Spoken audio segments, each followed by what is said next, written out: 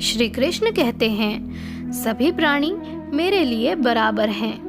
न मेरा कोई अप्रिय है और न प्रिय, परंतु जो श्रद्धा और प्रेम से मेरी उपासना करते हैं वे मेरे समीप रहते हैं और मैं भी उनके निकट रहता हूँ।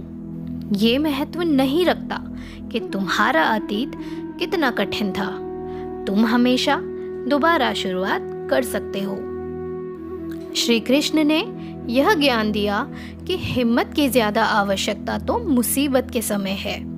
सफलता नहीं मिलने पर भी हिम्मत न हारना बुद्धिमानी है। हार का विश्लेषण करो और आगे बढ़ो।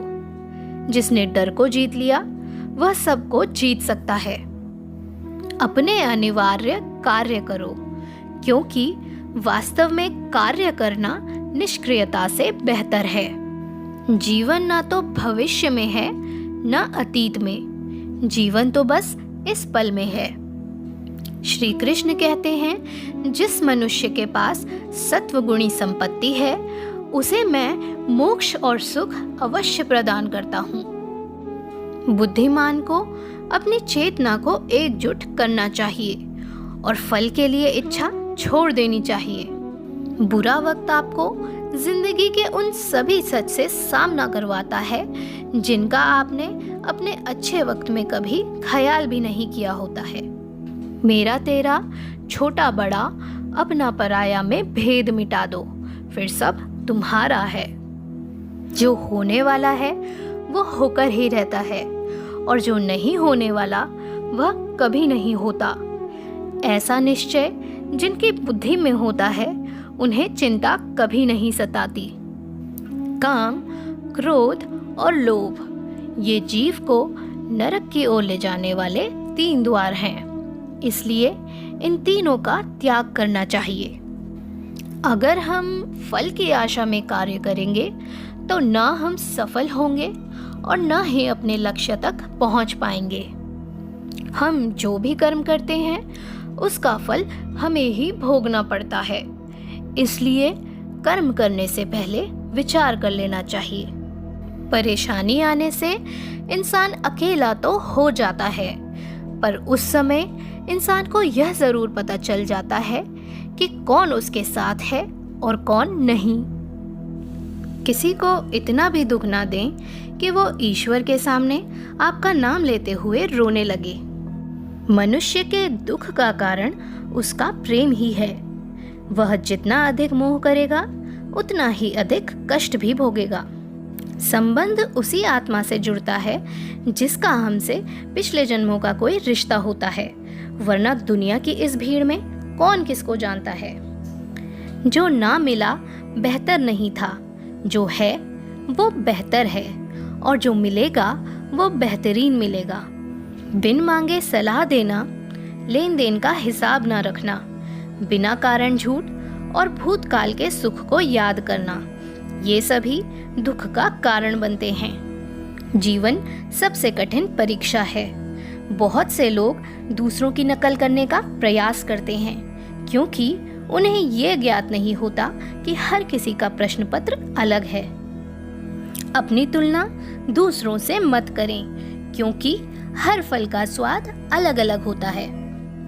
परेशानी आए तो ईमानदार रहें, धन आ जाए तो सरल रहें, अधिकार मिलने पर विनम्र रहें और क्रोध आने पर शांत रहें। यही जीवन का प्रबंधन कहलाता है।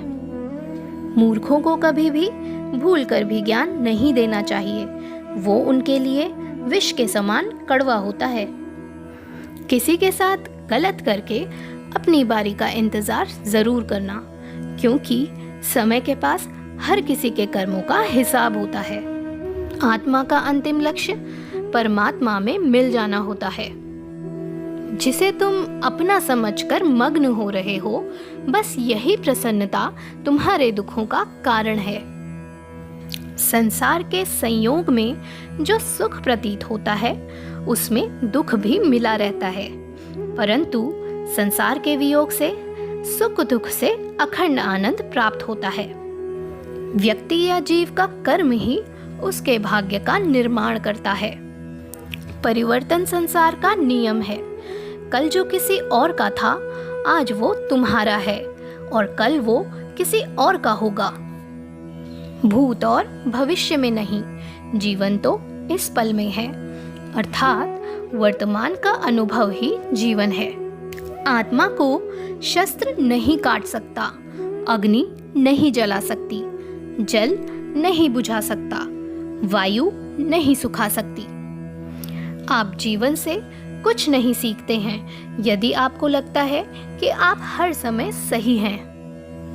जीवन में इतना तो संघर्ष कर लेना चाहिए कि अपने बच्चे का आत्मविश्वास बढ़ाने के लिए दूसरों का उदाहरण न देना पड़े। श्री कृष्ण कहते हैं, मुझे जानने का केवल एक ही तरीका है, मेरी भक्ति। मुझे बुद्धि द्वारा न कोई जान सकता है न समझ सकता है। दिव्यता केवल शक्तिशाली होने में नहीं, बल्कि वास्तविक दिव्यता दूसरों में शक्ति जागृत करने में है।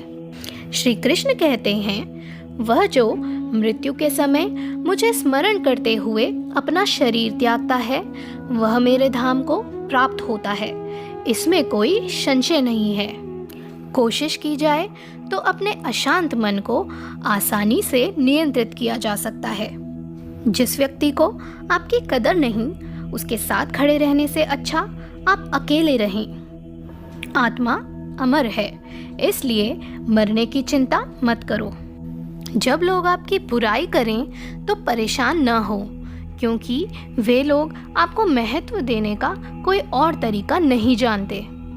हर कोई खाली हाथ आया था और खाली हाथ ही इस दुनिया से जाएगा। सबको सुख देने की क्षमता भले ही हमारे हाथ में न हो, किंतु किसी को दुख न पहुंचे, यह तो हमारे हाथ में ही है।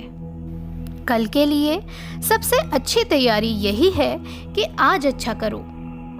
मूर्ख ज्ञानियों से भी नहीं सीख पाते और ज्ञानी मूर्ख से भी सीख लेते हैं। जो अपने हिस्से का काम किए बिना ही भोजन पाते हैं, वह चोर हैं। भगवान प्रत्येक वस्तु में, प्रत्येक जीव में मौजूद हैं।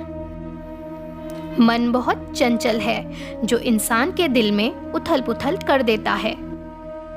श्री कृष्ण कहते हैं, मैं विधाता होकर भी विधि के विधान को नहीं टाल सका। मेरी चाह राधा थी और चाहती मुझको मीरा थी, पर मैं हो रुक्मिणी का गया। सबसे इस तरह का व्यवहार करें कि अगर कोई आपके बारे में बुरा भी कहे तो कोई उस पर विश्वास न करे। हम न बोलें फिर भी वह सुन लेता है, इसलिए उसका नाम परमात्मा है। वह न बोले फिर भी हमें सुनाई दे, उसी का नाम श्रद्धा है। खाली हाथ आए हो और खाली हाथ जाना है, इसलिए व्यर्थ की चिंता छोड़कर व्यक्ति को हमेशा सत्कर्म करना चाहिए। बात इतनी मधुर रखें कि कभी वापस लेनी पड़े तो खुद को कड़वी न लगे। फल की अभिलाषा छोड़कर कर्म करने वाला पुरुष ही अपने जीवन को सफल बनाता है। दुष्ट लोग अगर समझाने मात्र से समझ जाते तो यकीन मानो महाभारत कभी न होता। जीवन में अहंकार भी आवश्यक है, जब बातें अधिकार, चरित्र और सम्मान की हो। अगर व्यक्ति शिक्षा से पहले संस्कार, व्यापार से पहले व्यवहार और भगवान से पहले माता पिता को पहचान ले तो जिंदगी में कभी कोई कठिनाई नहीं आएगी।